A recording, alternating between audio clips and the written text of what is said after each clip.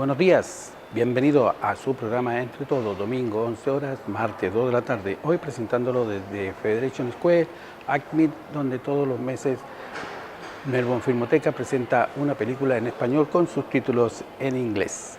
En el primer segmento veremos imágenes de la clausura en el Como Palace del Spanish Film Festival 2016. Veamos las imágenes. Ladies and gentlemen, welcome to Classics of Spain. My name is Maria. I'm Spanish and I'm from the business Gaudi Barcelona, imports from Spain at Como Center. And to join the Spanish Film Festival, it's a pleasure for me to offer at Palace Cinemas 3 exquisite performances directed by the Mexican Jessica Jacobi from Yoga Dance Move Studio in Turac Road, South Yarra. And also we have with us a popular Spanish guitarist, Ángel Mellado, whose stage name is El Brujo de Madrid. For the show, we have chosen Aussie and Spanish colors on the accessories, and also I have selected classic Spanish music from famous composers of Spain. The first performance is Asturias from the composer Isaac Albéniz from Spain. Ángel del Brujo de Madrid will play the guitar for this performance. The second performance is Habanera from Opera Carmen by Georges Bizet. Bizet is a French composer, but Opera Carmen, Habanera and Opera Carmen take place in Seville, Spain. And the third performance is Ritual Fire Dance from El Amor Brujo by Manuel de Falla, a Spanish composer. Now I leave you with Jessica Jacobi, her students, and the popular Spanish guitarist Ángel Mellado. Thank you very much for coming and welcome to Classics of Spain.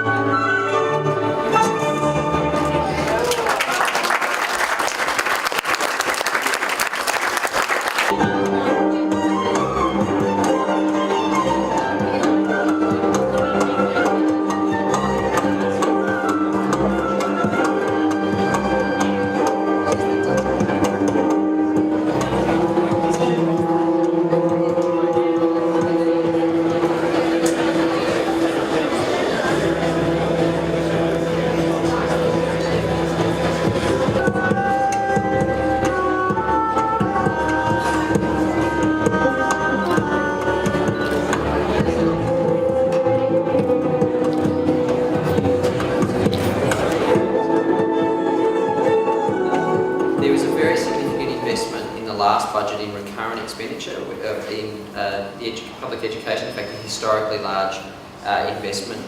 In this budget there's been a very significant investment in capital, so there's over $900 million for capital for public schools, so there's a very strong commitment to public education, and I'm a product of a state school. I'm a strong believer in public education, and I wish I'd studied my language. It was German in high school a little bit better. I can speak a tiny bit still, but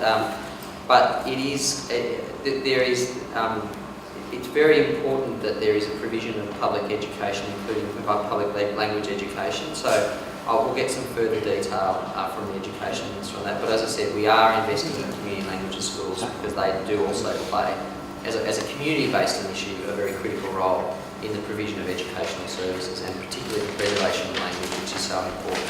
But the issue you raised about being in a public sector, it's very important. The Victorian School of Languages, which is located in Thornbury, if my memory serves me correctly, which I visited, it plays a particularly critical role in ensuring that all students have access across the system, whether their school can offer a particular language or not, to a language. And it is really critical to identity within a multicultural society to have the preservation of language. I think a number of people know here, my own wife is born in China, and I know for her and her friends and her social group, particularly those who are having children, the ability of their children to speak their own, the language from which they were raised in China is very important about identity and culture. Now, I think I've been wound up at time, but thank you for that, George. We'll find more detail. I'll get more detail for you. Perhaps a few gratuitous comments about what we think of the federal budget on the way as well.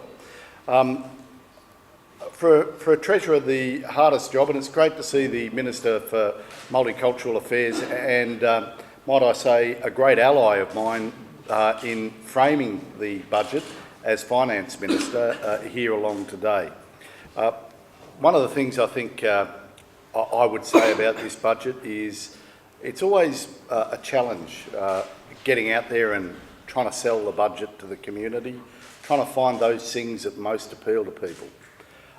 This is a budget that's all about getting it done. Our first budget was about getting on with it. This is about getting it done. And the practical distinction you'll see, that the substantive issues that this government is putting in place are about delivery. And why are we about delivery? Because people have an ever-increasing level of cynicism about the political agenda, the timing by which governments go about and deliver the infrastructure that the community needs, the investment in services that the community deserves. So we're getting on and we're delivering them. The other thing is my job as Chief Salesman for the budget, of course ably assisted by the Premier, who's the Chief Salesman for the government all over. My job is to sell the budget, and one of the easier things that's happened, or thing that's made it so much easier, is the fact that, of course, we can now contrast it to the federal budget. This is a budget about growth and opportunity for Victorians. It's a budget that puts Victorians first in terms of our planning. It's a budget that builds on the newfound strengths of the Victorian economy.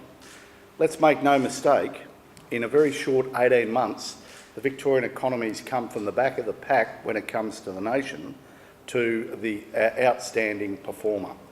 We're certainly the fastest growing state in the nation when it comes to GSP, and we're certainly the fastest growing state in the nation by quite some considerable distance when it comes to state final demand, and that's the underlying activity within the consumption activity within the economy. And that gives us some great opportunities. What this budget shows is we're bringing debt back down below the levels we inherited from the previous government, from the 6.2% of gross state product down to 4.7% over the 4-year forward estimates. Contrast that with what's going on in Canberra at the moment. They're talking about a decade-long or maybe a millennium-long process to try and restrain and contain their debt growth. Think about our surplus, and our surpluses average $2.1 billion over the 4-year forward estimates. So over $9 billion of collective surpluses over the 4-year forward estimates. So given that we obviously have the ethnic press with us, let me begin by saying Guten Tag, Yassis, Ni Hao and Sawadee Hap, all languages that I have some experience or ability to speak, some better than others of course, and that leaves me to say hello. Thank you for having me today, and whilst the Treasurer has left, I want to start off by saying thank you to the Treasurer, because it was the Treasurer that's been able to afford me the opportunity to spend our Victorian taxpayers' money in those areas of small business, innovation and trade. And I might start by focusing on the trade portfolio because, of course, with our ethnic communities, it's one that we hope to do more work with our local communities here in Victoria.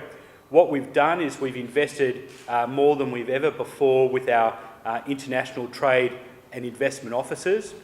Victoria has the most offices overseas of any government with the exception of the federal government Austrade offices. We have currently 18. We're looking to expand that to 21. Within a couple of months, I will announce the office opening in Singapore. In fact, I'm in Singapore towards the end of May, and I'll make the announcement then, but the formal opening of the office won't be for a couple of months.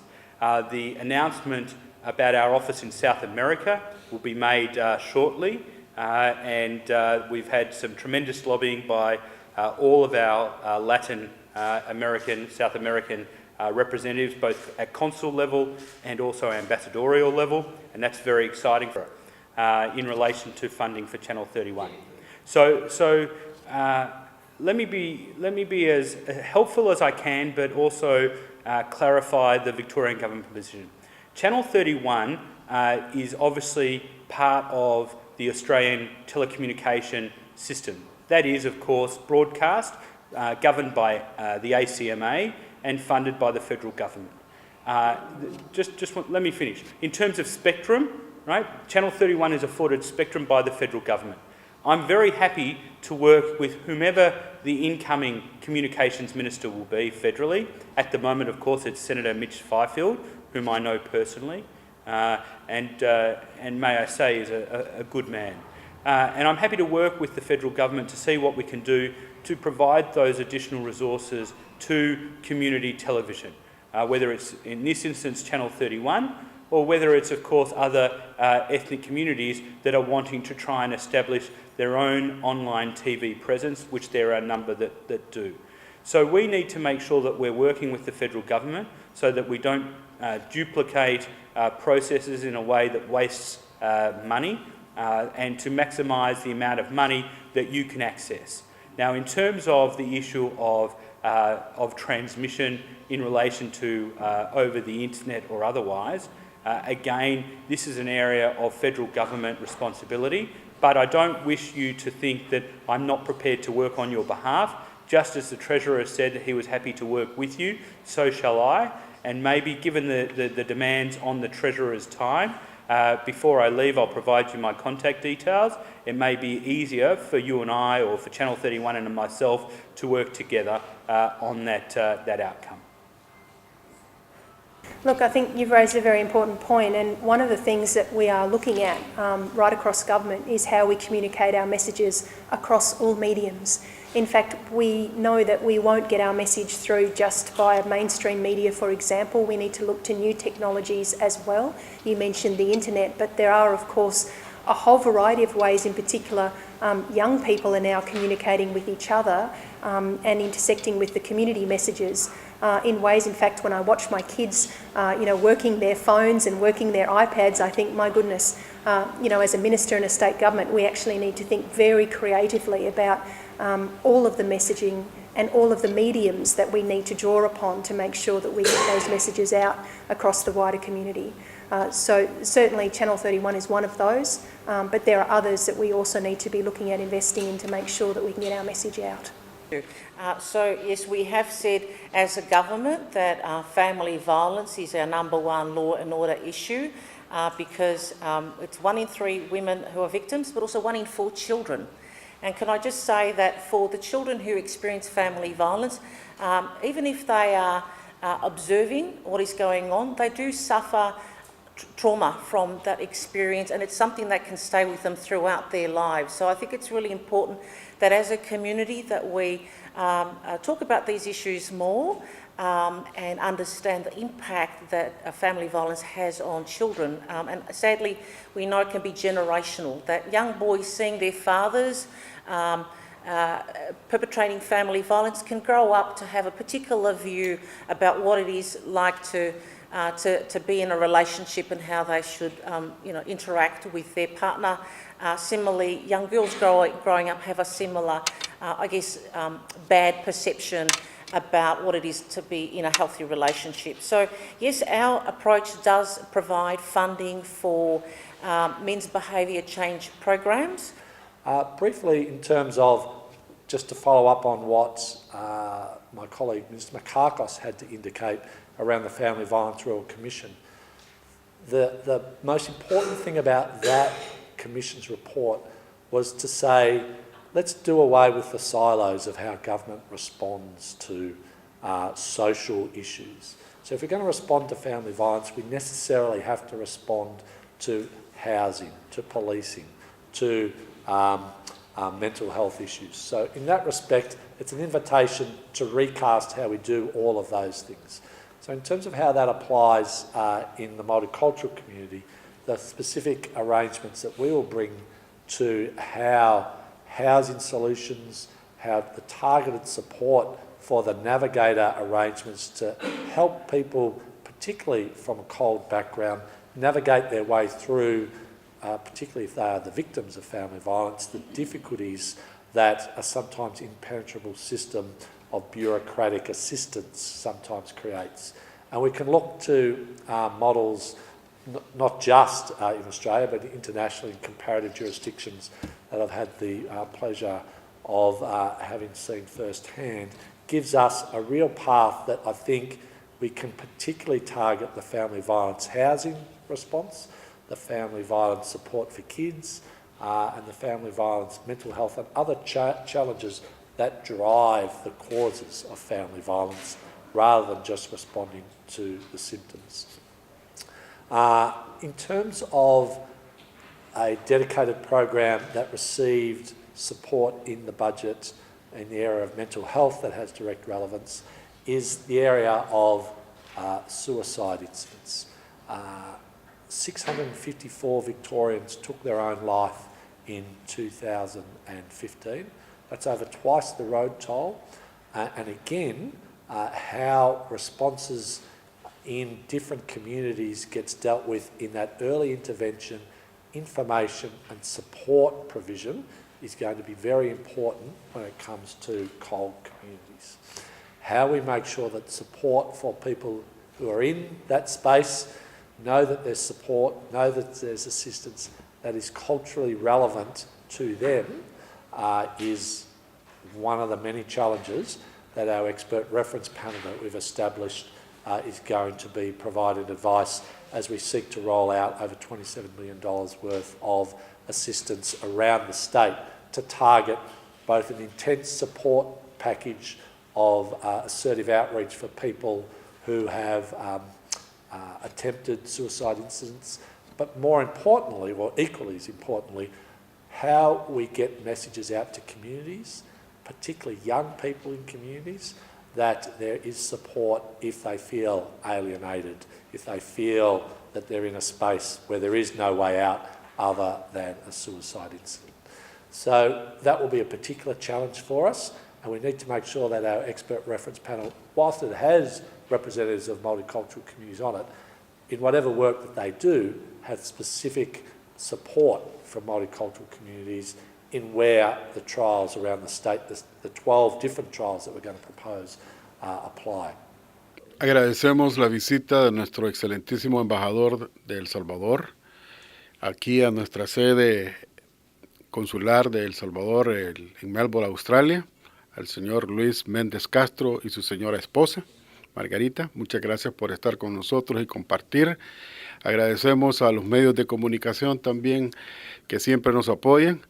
Gracias a toda la comunidad que estuvo presente. Hubiéramos querido hacerlo más extensivo, pero sabemos de que esto no va a ser ni la primera ni la última visita que tendremos. Ha sido muy enriquecedora la llegada, todas las noticias que nos ha dado, el apoyo, y también queremos felicitarlos por ese nombramiento que ha hecho El Salvador, porque sabemos de que es un acierto en cualidad, en humanidad que le está dando a la diplomacia de El Salvador acá en Australia.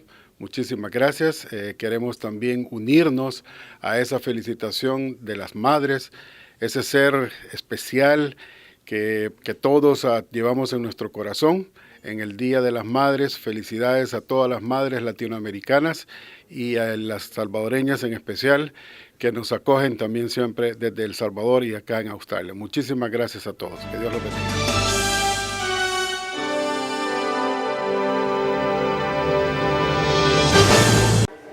Tengan ustedes muy buenos días para su programa Entre Todos. Hoy día desde las 11 de la mañana en su canal 44. Hoy día contamos con la presencia de Eliana Jones de la Asociación Hispánica de Victoria. Ella es la presidenta. Hoy día a quien le damos la bienvenida al programa. ¿Cómo estás, Eliana? Muy buenos días. Muchas gracias, Nancy. Estoy muy bien y gracias. Estoy contentísima porque estamos preparando un nuevo evento para el mes de mayo. Es un evento dedicado al país de México y ocurre, como siempre, en nuestras tertulias el segundo sábado de cada mes. El 14 de mayo, entonces, para avisarles a los que te oyen. ¿Ya tienen preparado entonces ya? Ya tenemos preparado. Todo. El calendario va avanzando de 2 eventos en 2 eventos para tener todo listo y no tener nada de último momento. La presentación que tendremos está a cargo de una amiga nuestra que se llama Claudia Débora, es una mexicana fabulosa. Ella va a hablar de un libro que acaba de publicar, que tiene historias que le contaron en su infancia y algunas historias que se las ha creado también. Tiene mucho que ver con su conexión mexicana, hace mención de su abuelita. Y es una historia fascinante. Estoy muy contenta de que ella tenga la oportunidad de presentar esto para nosotros. La fecha que se va a realizar y a qué hora estarán abriendo las puertas y el contacto que pueden tener las personas que están interesadas. Es la tertulia de México, va a ser el 14 de mayo, sábado 14 de mayo. El evento empieza a las 6:45 p.m. Es importante que se haga la reserva de sus asientos porque tenemos una respuesta muy positiva de la comunidad. Es importante que se comuniquen con nosotros a través del email a societyhispanic@gmail.com, expresen su intención de venir. Es mucho mejor si ustedes pueden hacer el pago a través de una transferencia bancaria para asegurarnos de su mesa. En el evento que tuvimos en abril, tuvimos que dejar a gente fuera del evento porque no fue posible tener tantos. Tuvimos como 90 personas. Entonces los espero, por favor hagan su reserva, queremos conocerlos y queremos apoyar sus actividades. Muchas gracias. Muchas gracias a ti, Eliana, y continuamos aquí en Entre Todos. Y no se olviden, la Sociedad Hispánica les tiene siempre cada mes diferentes actividades de diferentes países. Vengan, asistan, porque así vamos a compartir entre todos ustedes. Gracias. Amigos, muchas gracias por habernos acompañado en Melbourne Filmoteca el día de hoy con la película Las Acacias, película de Argentina y España. Y por supuesto que los esperamos a todos aquí el mes que entra en la película Carmina y Amén, que es la segunda parte de la película Carmina. Vamos a estar aquí en ACMI, en Melbourne Filmoteca, el 7 de junio. Los esperamos a las 7 de la tarde. Como muchos de ustedes conocerán la película de Carmina, pues es una señora que todos tenemos que conocer, que es un poco loca e irreverente.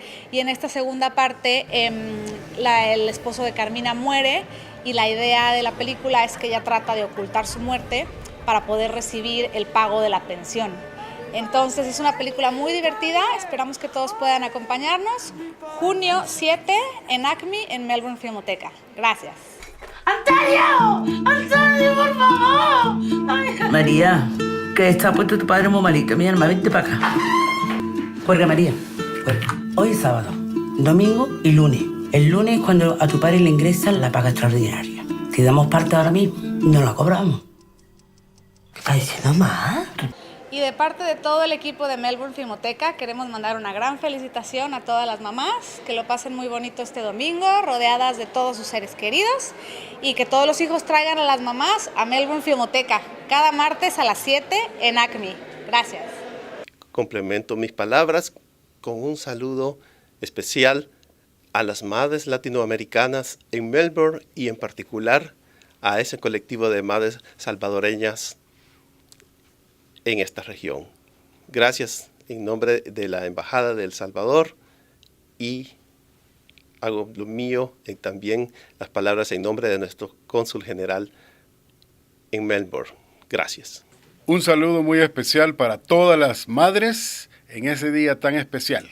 Gracias nuevamente a los medios. Bendiciones a todas las madres. Que Dios las bendiga grandemente por ser una representante de nuestro Señor Jesucristo acá en la tierra. Dios la bendiga. Hemos llegado al final de su programa Entre Todos. La invitación es para que se suscriba al canal de Antena Hispana en YouTube. Gracias.